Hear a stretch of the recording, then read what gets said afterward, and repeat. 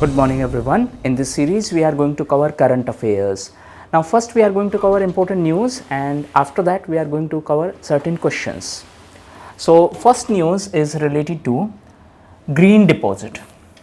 Green deposit. Actually recently RBI issued regulations related to green deposit. Now first thing first, what is green deposit? Green deposit. Deposit means the money we deposit in bank, that is public deposit. This is public deposit. Now this money can have two tenures. One is time deposit or fixed duration, this which is fixed deposit, and second is saving deposit. Saving deposit.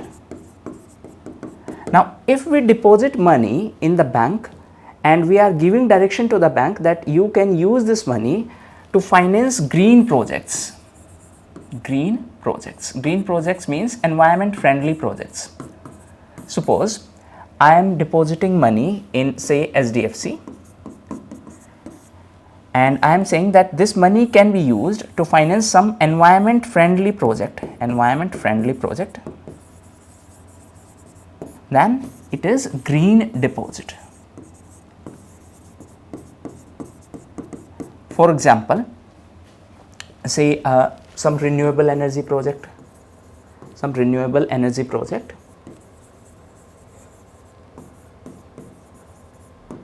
Now a similar term is green bond. Green bond. What is bond? Bond is a paper having terms and conditions. For example, a company, let's say Adani company, need money. So it can issue bond. It can issue bond that I need money for this and this tenure, and this will be the interest rate. I am just giving you one example. This will be the interest. Now if this money is being borrowed or if this loan is taken for green project, green means environment friendly project,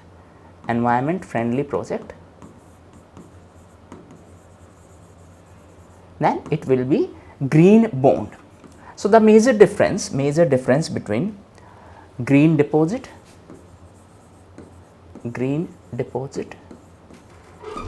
and green bond is that this is from depositor's side, that as a depositor we are saying that this money can be used for some green project or for some environment friendly project. On the other hand, green bond is issued by the company which is involved in green project. If this bond is issued by some government authority, then this can be termed as sovereign green bond. So three terms we have covered so far: green bond,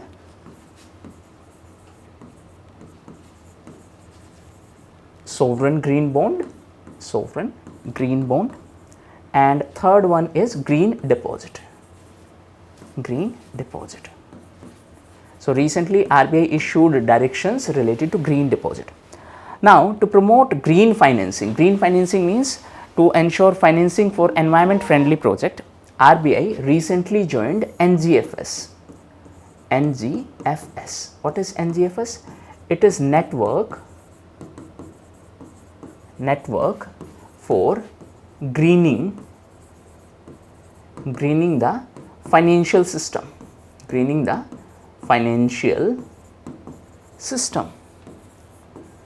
Network for greening the financial system. So recently RBI joined it. The objective of this network is to share the best practices related to green finance, or to share the best practices related to financing of environment friendly projects.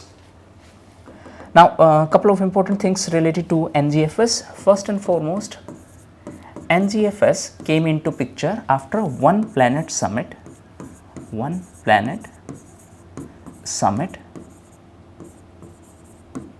and this summit was organized in 2017 and it was organized in Paris. One more thing, recently Asian Development Bank also joined NGFS. Asian Development Bank is headquartered in Manila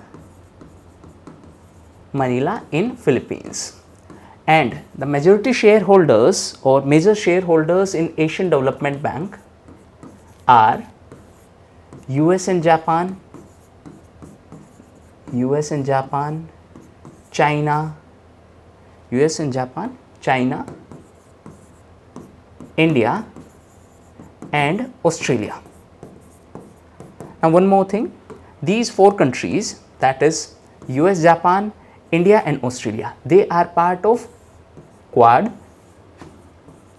What is Quad? It is a quadrilateral security dialogue. So 4 countries are part of Quad: USA, India, Japan and Australia. And these 4 countries were also in news because of Malabar exercise. This Malabar exercise is a naval exercise. And for the first time in 2023, Australia will host it. Australia will host this Malabar naval exercise. So in this particular event, we have discussed so many interrelated events. Now let's discuss one question. The question is, what is green deposit? And options are a type of investment that focus on environment friendly project. Second option is a fees charged on the products that have a negative environmental impact. Third option is a financial incentive given to individuals or businesses for adopting sustainable practices. And last is a tax imposed on the companies that produce excessive carbon emission. So first thing first, it is a green deposit, means a deposit for green projects or for environment friendly project. So it is not a tax, therefore this statement is incorrect. Second, a financial incentive given to individuals or business for adopting sustainable practices. It does not provide any specific incentives. Of course, bank may offer higher interest rate, that can be seen in future. Third is a fees charge. No, it is not a fees. So option A is correct, a type of investment that focus on environment friendly projects. These environment friendly projects are also known as green projects. Now there is one more term, greenfield and brownfield project. Greenfield means absolutely new project, or brownfield means existing project.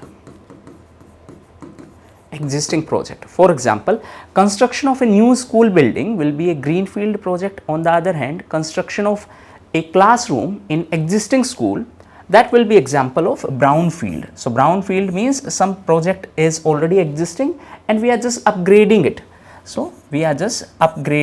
it. One more question is related to this green thing, and it is related to greenwashing. Actually, it is a previous year question of UPSC. And the question is, what is greenwashing? First statement says the process of washing clothes using environment friendly detergents. Second is a marketing technique used by the companies to make their products appear more environmentally friendly than they actually are.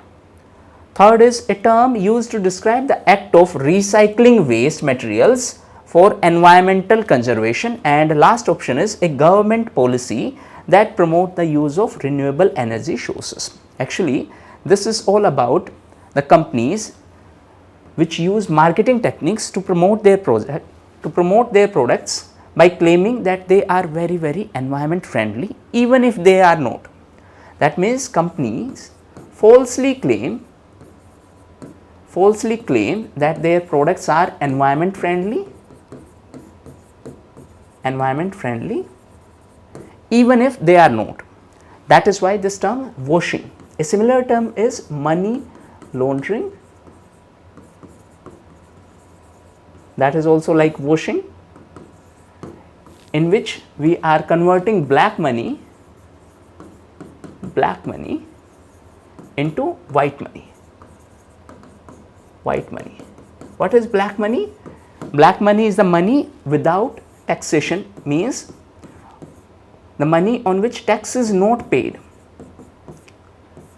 Tax is not paid. So, how money laundering and greenwashing are connected? In both cases, the term laundry or washing, this means we are trying to convert something into some other form, or we are trying to clean it, or we are trying to project a cleaner picture. Okay, next event is related to Indo-Pacific Economic Framework. Indo-Pacific Economic Framework. First thing first, it is US led initiative, and recently India was in news because India have joined certain components of this Indo-Pacific Economic Framework, IPEF. So, actually there are 4 major pillars of this Indo-Pacific Economic Framework. First is trade, second is clean energy or clean economy, third is corruption, that means anti-corruption and taxation, and fourth pillar is supply chain.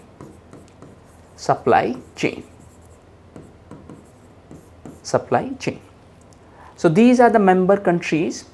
As of now, this group has 13 members. These are 4 Quad members, that means India, Australia, Japan, USA. Apart from these 4 countries, it includes Brunei, Indonesia, South Korea, Malaysia, New Zealand, Philippines, Singapore, Thailand and Vietnam. That means China is not a part of this IPEF as of now. It should be noted that it is different from RCEP. Let me write it down. IPEF and RCEP.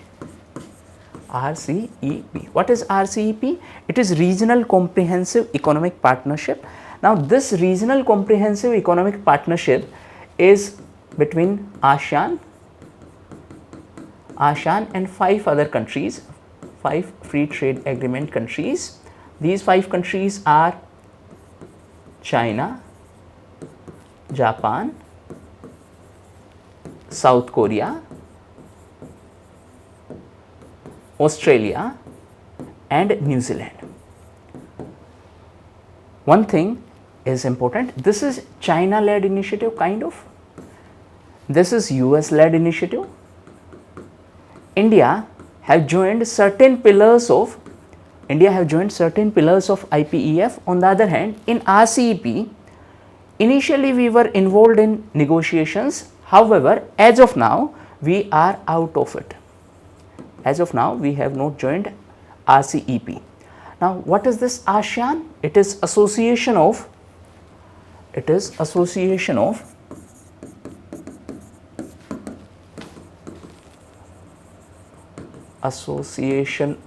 Southeast Asian nations.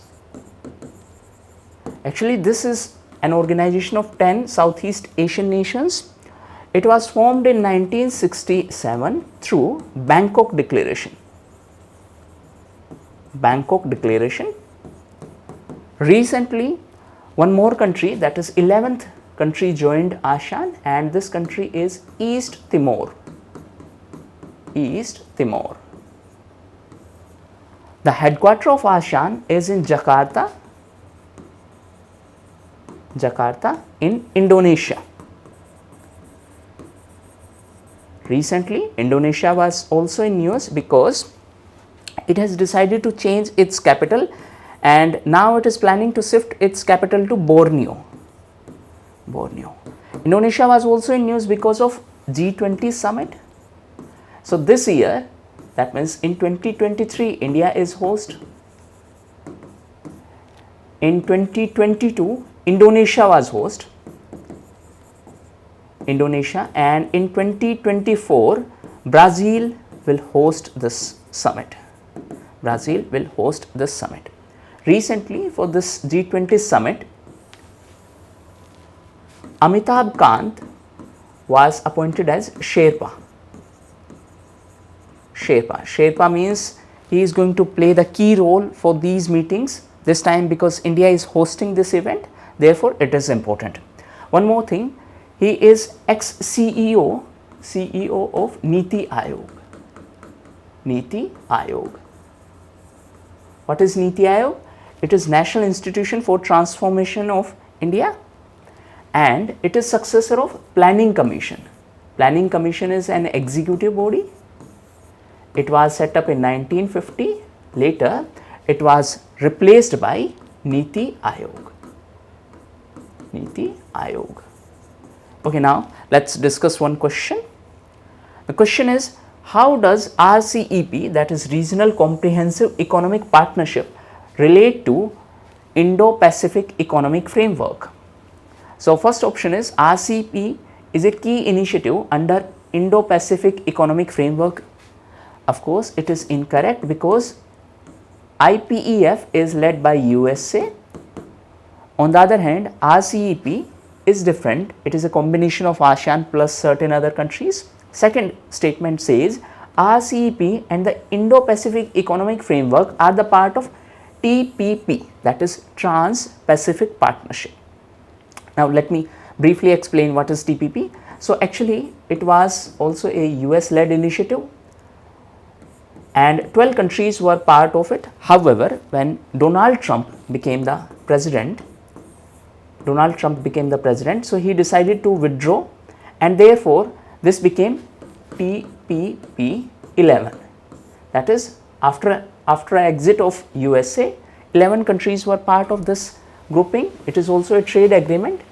So, it was renegotiated and it became CPTPP,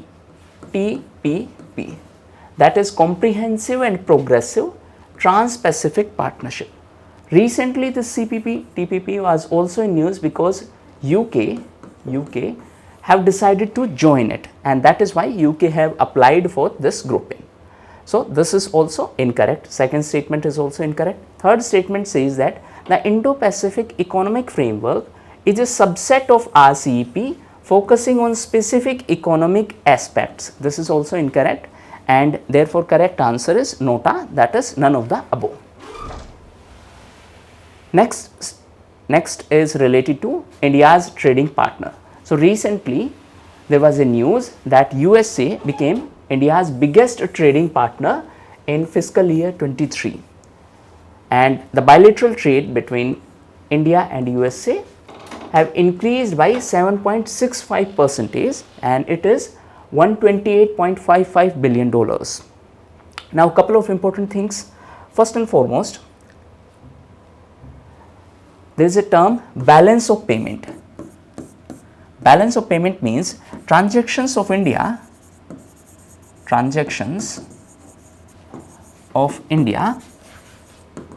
with rest of the world.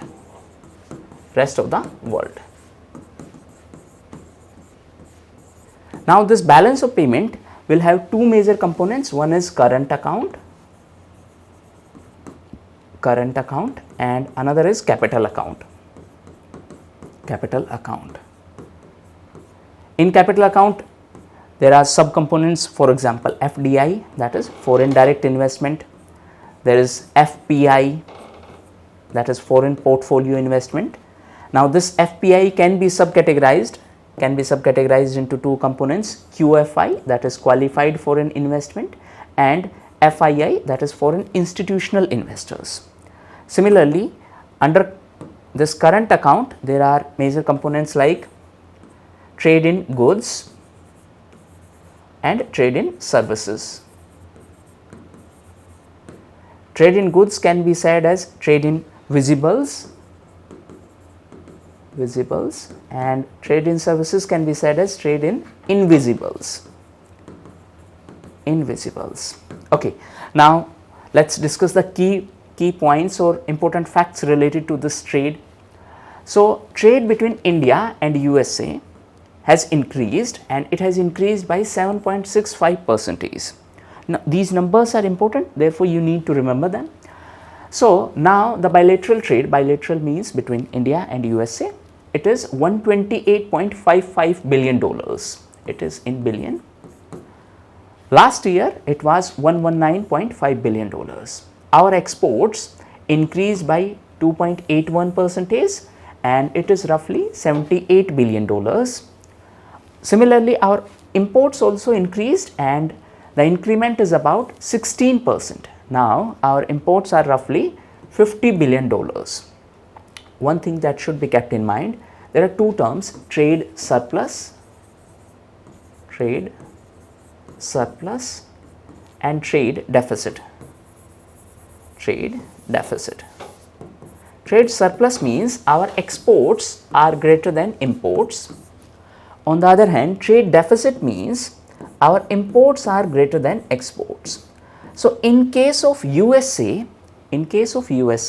our trade is in surplus. In case of USA, our trade is in surplus, and in case of China, it is in deficit. That means we are importing more from China and we are exporting less to China. But in case of USA, we are exporting more to them and we are importing less from them. So, exports grew by 2.81%, imports grew by 16%. Our exports are roughly $78 billion, imports are roughly $50 billion. That is why there is a trade surplus, and it is roughly $28 billion. This number is important. Now, on second position, there is China. That means USA is our biggest trading partner and China is on second position. In case of China, our trade declined by roughly 1.5%, and it is now $113.83 billion. Our exports also declined, and it is about 28%, that is huge. So, our exports are roughly $15 billion. On the other hand, our imports increased by 4.16%, and our imports are roughly $98 billion. So, now you can see there is a huge difference between our exports and between our imports. Our exports are roughly 15 and our imports are roughly 98. That is why there is a huge trade gap, and this gap is trade deficit. And in case of China, it is $83 billion. Now, this number is so huge that last year we received roughly this much amount as FDI, that is foreign direct investment. Now, you can understand this is the amount we received in a year from different sources, and the only deficit in case of India and China is almost similar amount. So, USA is our top trading partner, China is on second position. It must be noted that China was India's top trading partner since 2013-14 till 17-18, and then in 2020-21. Before China, UAE was our biggest trading partner. But in this last figure, USA is on top, China is on second, UAE is on third position with $76 billion, Saudi Arabia is on fourth with 52, and Singapore is on fifth with 35. The sequence is important because in exam they may directly ask you. So, USA, China, UAE, and then Saudi, and then Singapore. So, this is on third position, this is on fourth position, this is on fifth position. Okay, now let us discuss one question. The question is, which of the following countries is India's largest trading partner? So, one option is USA, second is China, third is UAE, fourth is Saudi Arabia. So, the sequence is same. USA is our biggest trading partner, it is followed by China, then UAE, then on fourth position there is Saudi Arabia, and on fifth position there is Singapore. Next event is related to Germany. So, recently Germany was in news because of this term recession. Now, first we are going to discuss certain terms so that we can understand what is going on. So, there are a couple of terms. First is boom. Boom means economic growth is quite good, good economic growth. Then there is a term slowdown. Slowdown. That means the rate of growth is going slow. Rate of growth is declining. Then there is a term recession. Recession. Recession means GDP is contracting or shrinking for 2 consecutive quarters, for 2 continuous or consecutive quarters. That means for 6 months continuously GDP is going down. What is GDP? It is gross domestic product. Gross domestic product. Gross means total, domestic means within domestic boundary. Gross domestic product. In GDP, if we include net factor income from abroad, we can get GNP, that is gross national product. In GDP, if we depreciate, that means if we separate depreciation, then we can get NDP. What is NDP? It is net domestic product. Net. Depreciation means wear and tear. Wear and tear. Okay, now coming back to the main topic. So, recession means GDP is going down, it is shrinking for 2 consecutive quarters, for 2 back-to-back quarters. And last term is depression. It means GDP has contracted by 10% or more in a year, 10% or more. So, the important difference between recession and depression is that recession is saying that if our GDP is shrinking for 2 consecutive quarters, then it will be recession. But if our GDP is declining, that means it has shrunk by more than 10%, then it will be depression. Now coming back to the original news. So, the news is that Germany is entering recession after GDP fall for 2nd successive quarter.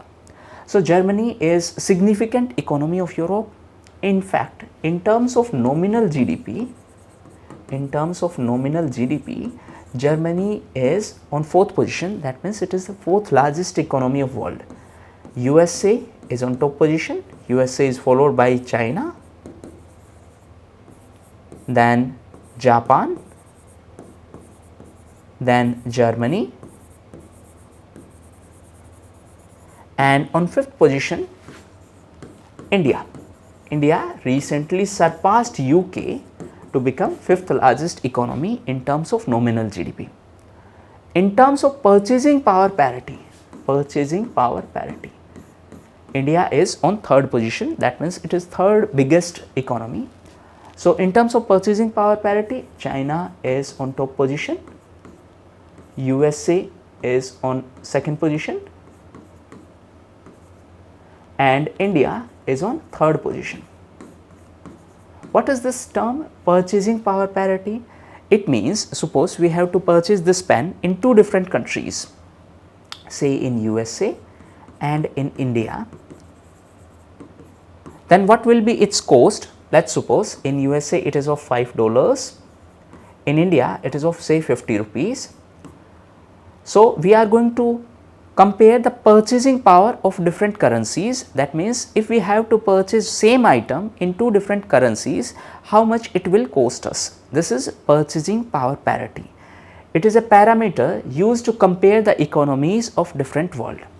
So, one more thing, in terms of purchasing power parity, recently World Bank updated its poverty line. poverty line. That was international poverty line.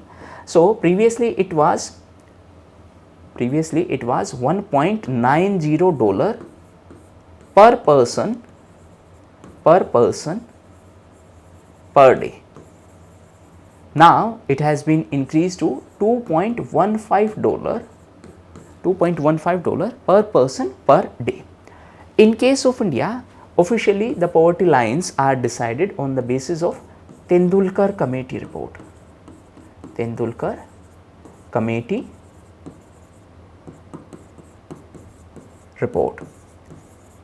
Now please answer in comment section, as per Tendulkar Committee report, what is the poverty line in case of urban areas and what is the poverty line in case of rural areas? One more thing, recently World Bank was also in news because of appointment of 𝙱𝚂𝚗𝚎 as new president of World Bank. He is of Indian origin, and previously he was associated with MasterCard. He will be the successor of David Malpass.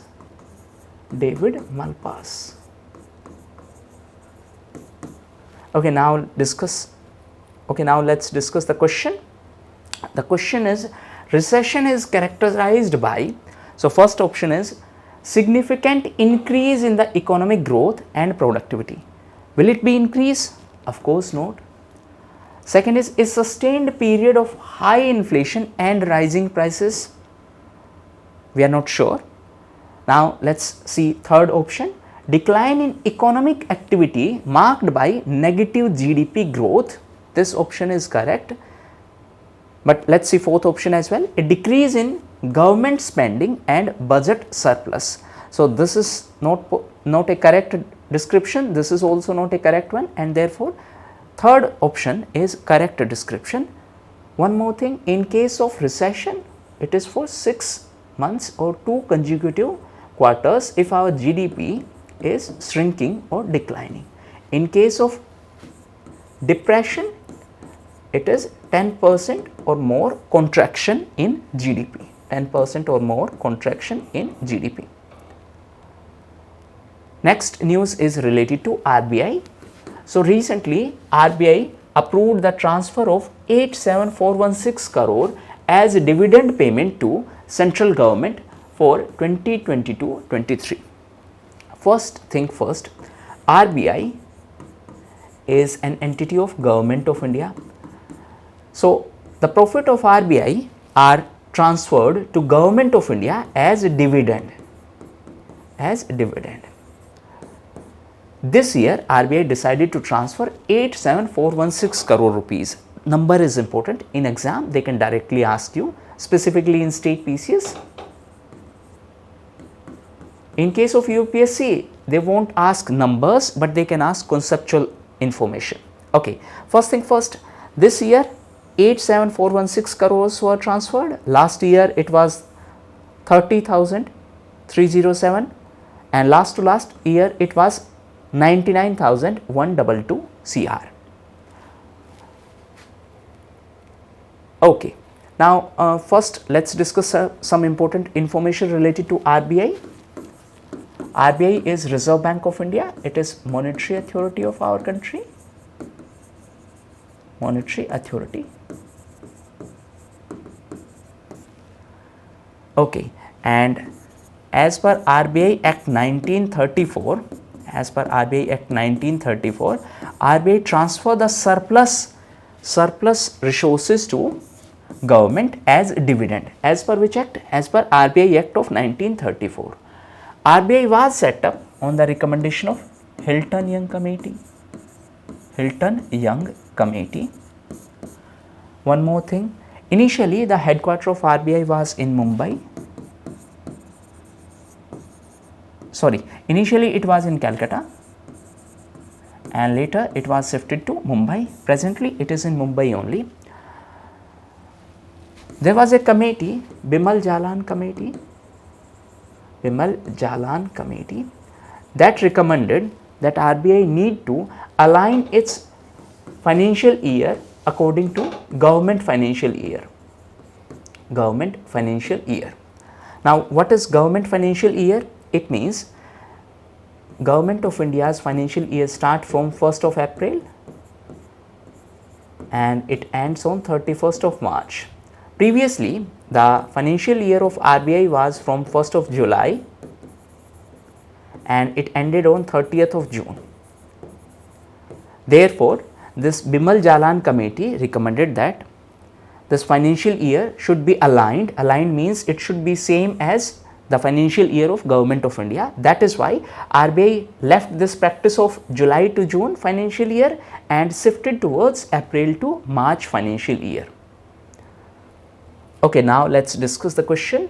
Which of the following statement is correct? First statement says that surplus transfer from RBI to government amounts to 1,87,416 crore. Second statement says that RBI transfers the surplus in accordance with section 47 of Banking Regulation Act of 1949. Third is 𝙱𝙂𝚂𝙲 panel proposed change in accounting year of RBI, and fourth is nota. See, first statement is incorrect. It is not 1,87,416, it is just 87,416. Second statement is also incorrect. This section is correct, that means section 47 is correct, but it is not the Banking Regulation Act, but it is RBI Act of 1934. RBI Act of 1934. Third statement says that 𝙱𝙂𝚂𝚲 panel proposed change in RBI accounting year. So, this is correct one and therefore, it is the correct answer. So, these were the important current affairs. In the next part of the series, we are going to continue this series and we are going to discuss more events. Thank you.